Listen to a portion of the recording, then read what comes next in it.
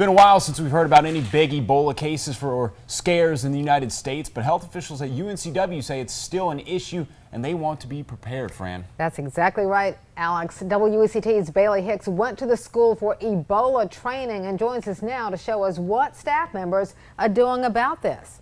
Fran, Alex, classes will start up again on Monday, and with UNCW students starting to come back to campus this weekend, after some of them may have traveled, staff held a training today to make sure everyone knows what to do if someone who's at risk for Ebola walks through their doors.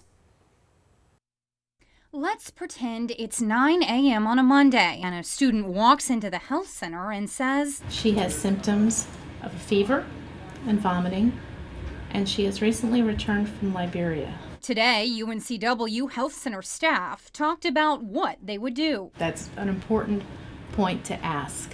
How recently? The biggest reason we're doing it now is because we've had a break, and so people may have traveled, and so we want to be prepared, as well as it was something we talked a lot about in August and September, and so we want to keep it at the forefront because it's definitely not gone. Because our campus is internationally diverse, we do have students who come from various parts of the country, including the areas that are infected with the Ebola virus.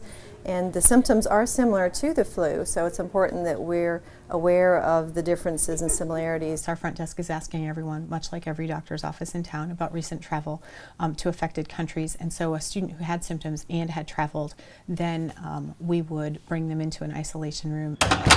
It would be one provider, one nurse, who would then take care of them. They would put on protective equipment once we had identified that the student indeed was at risk, and then we would contact both the health department and EMS. While she says it is not likely they'll have a scare, I think the reality is that the risk is slim. You can't say none because we can't ever say none, but the chances are so infinitesimal that we don't really need to worry about it. She says it's still better to be prepared, and these are lessons they can use when dealing with other concerns, like the flu.